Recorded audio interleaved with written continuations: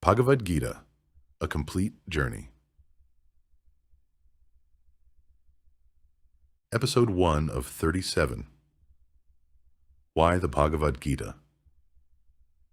Think about a moment in your life when you did not know what to do. Not a small decision. Not what to eat or what to wear. I mean one of those rare, heavy moments when the choice in front of you carried real weight. When every option had a cost. When doing what was right meant hurting someone you loved. When the future felt uncertain and the ground beneath you did not feel solid anymore. Most of us have been there. Maybe you are there right now.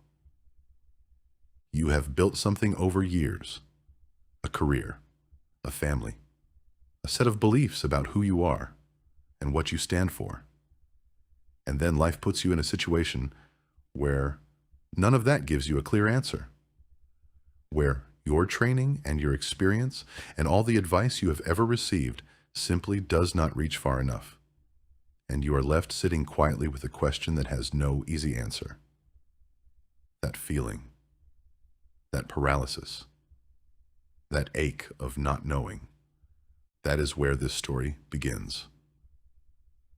3,000 years ago, on a battlefield in northern India, a warrior named Arjuna sat in his chariot between two armies and felt exactly that. He was one of the greatest fighters who ever lived. He had spent his entire life preparing for this moment, and when the moment came, he put down his bow, sank into his seat, and said, "I cannot do this." What happened next, what was said to him in that chariot over the hours that followed, is a text called the Bhagavad Gita, and it has not stopped being read since. So what exactly is the Bhagavad Gita? Let us start with the most basic answer and build from there. The Bhagavad Gita is a conversation. 700 verses. 18 chapters. It takes place on a battlefield called Kurukshetra, which is in what is now the northern Indian state of Haryana. Two massive armies are lined up across from each other, ready for war. And in the middle of the field, between both sides, there is a single chariot that has stopped moving. In that chariot sit two men. One of them is Arjuna, prince, warrior, the greatest archer of his age. He is on the side of righteousness in this war, and he knows it. But when he looks across at the other army, he sees the faces of people he grew up with. His grandfather, Bhishma, the most revered elder in the entire kingdom. His teacher, Drona, who taught him everything about archery and warfare. His cousins, who he played with as a child.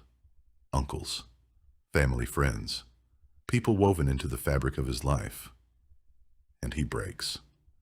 Right there in the chariot, in front of both armies, this mighty warrior stood. His body starts to shake. His bow slides out of his hands. His mouth goes dry. He tells his charioteer, "I see no good in killing my own people. I would rather die without a fight than win a war built on their blood. Turn the chariot around." The charioteer does not turn the chariot around. Instead, he begins to speak. And here is the detail that transforms everything. The charioteer is not simply a charioteer. He is Krishna. In the Hindu tradition, Krishna is God himself, the supreme being, who chose to be born on earth in human form. He came to this battlefield not as a warrior, but as Arjuna's friend and guide. He could have fought. He chose to drive instead. And when Arjuna collapses under the weight of his doubt, Krishna does not offer empty reassurance. He does not say, "It will be fine. Just do your duty." He goes much deeper than that. What Krishna says to Arjuna over the course of the next several hours is the Bhagavad Gita. It covers the nature of the soul, the purpose of action, the meaning of life and death, the relationship between the individual self and the infinite, and the question of how a human being is supposed to live. 700 verses, 18 chapters. And at the center of it all, one human being who does not know what to do, and one divine voice offering him the clearest, most profound answer ever recorded. Now here is a question I want you to sit with. Why does any of this matter today? We do not fight wars with bows and arrows. Most of us will never stand on a literal battlefield. So why should a conversation between a warrior and his charioteer from thousands of years ago have anything to say to someone living in the modern world, navigating the pressures of work and family and the constant noise of daily life? The answer is simple, and it is important. The Gita is not really about war. It never was. War is the setting. The crisis is the subject. And the crisis Arjuna faces, at its core, is the same crisis every human being faces at some point in their life. The crisis of identity, the crisis of duty, the question of what we owe to others and what we owe to ourselves, the fear of loss, the paralysis of grief, the desperate need for something solid to hold on to when everything feels uncertain. The battlefield of Kurukshetra is a mirror, and when you look into it, you see yourself. Mahatma Gandhi called the Bhagavad Gita his eternal mother.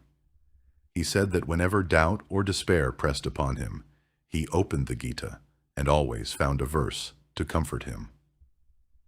During the years when he was imprisoned by the British government, when the independence movement seemed impossible, when the personal cost of his path was almost unbearable, the Gita was the book he turned to, not for escape, for clarity. The philosopher and writer Aldous Huxley, who spent his life studying the world's great spiritual traditions, called the Bhagavad Gita one of the clearest and most comprehensive summaries of perennial wisdom ever written. He said it contains truths about the nature of the mind and reality that every great tradition arrives at independently. The Gita expresses all of it with a directness that is almost startling. When J. Robert Oppenheimer stood in the New Mexico desert in 1945 and watched the first nuclear weapon detonate, the words that came to his mind were from chapter 11 of the Bhagavad Gita. He later said, in an interview, that when he saw the explosion, he remembered the line, "Now I am become death, the destroyer of worlds." A scientist at the most terrifying moment in the history of modern technology reached for a text from ancient India, not because it was dramatic, but because nothing else he had ever read gave him language for what he was witnessing. This is what the Gita does. It gives you a way to think about things that feel unthinkable. It does not hand you answers on a plate.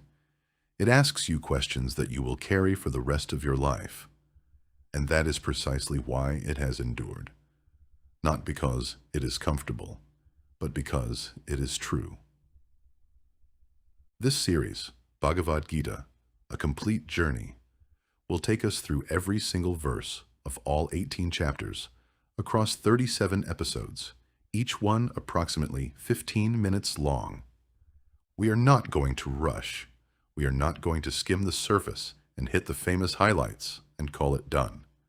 We are going to take this text seriously, line by line, idea by idea, the way it deserves to be taken. The 18 chapters of the Gita are traditionally grouped into 3 sections, and our series follows that same structure. The first section covers chapters 1 through 6. Traditional scholars call this the Karma Kanda, the part of the Gita that deals with action. The central teaching is Karma Yoga, the yoga of right action. How do you live fully in the world without becoming enslaved by the results of what you do? How do you give your absolute best effort to something while also holding the outcome loosely? This is one of the most radical and liberating ideas in the history of human thought, and it begins right here. The second section covers chapters 7 through 12. This is the Gyana Yoga, the section on knowledge and devotion. Here, we encounter the deeper philosophical teachings of the Gita, including Gyana Yoga, the path of knowledge and inquiry into the true nature of the self, We also encounter Bhakti Yoga, the path of devotion and love, which Krishna describes as the most accessible and direct path of all. And in Chapter 11, we will witness one of the most extraordinary moments in all of world literature, when Arjuna is granted a vision of Krishna's true cosmic form, the form of the entire universe. The third section covers chapters 13 through 18. The Moksha Khanda, the section on liberation. Here, the Gita gives its deepest teachings about the three fundamental qualities of nature, the eternal self that lives within all beings, and what it truly means to be free. Chapter 18, the final chapter, contains what Krishna himself calls the highest and most secret teaching of all. By episode 37, you will have walked the complete arc of one of the greatest texts ever written. Before we take the first step, a few words about how to walk this path. You need no prior knowledge of Hinduism or Indian philosophy. You do not need to know Sanskrit. You do not need to hold any particular religious or spiritual belief. People from every tradition, and from no tradition at all, have found deep value in the Bhagavad Gita. It belongs to everyone. There is no correct speed. Watch one episode a day if that feels right. Watch one a week. Come back after a gap of a month. The Gita is not going anywhere. It has been waiting patiently for thousands of years, and it will wait for you. One suggestion I would offer is this. Keep something nearby to write in. A notebook, a journal, even a notes app on your phone. When a line lands in you, write it down. When a question opens up in your mind, write that down too. The Gita rewards the kind of slow, reflective attention that writing encourages. And you will find, looking back at your notes months from now, that the text has been quietly working on you in ways you did not notice at the time. And when something confuses you, let it confuse you. Do not rush to resolve it. Confusion in the presence of a great text is not failure. It is the beginning of real thinking. We will end every episode with a verse from the Gita. Today we begin with perhaps the most famous verse in the entire text. It comes from chapter 2, verse 47. In Sanskrit, the verse sounds like this. Karmanyevadhikaraste mapha leshu kadachana ma karmapha lahe turbhur mate sangustva karmani. In plain English, this verse says, you have the right to perform your actions, but you have no right to the fruits of those actions.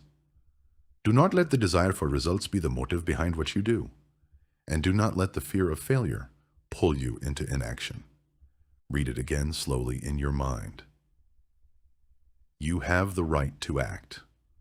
You do not have the right to control the outcome.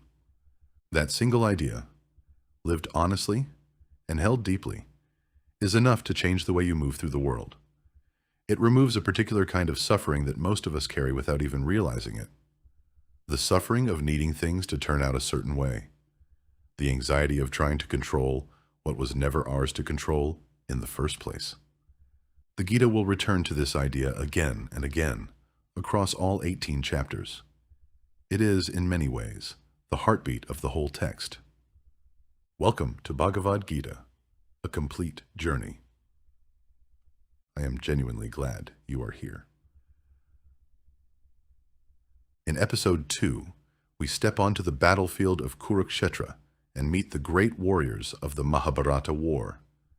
We will understand what this conflict is, who is fighting and why, and we will watch as Arjuna, standing in his chariot, finally sees the full scale of what he is being asked to do. The stage is being set for the greatest conversation in the history of Indian thought. I will see you there.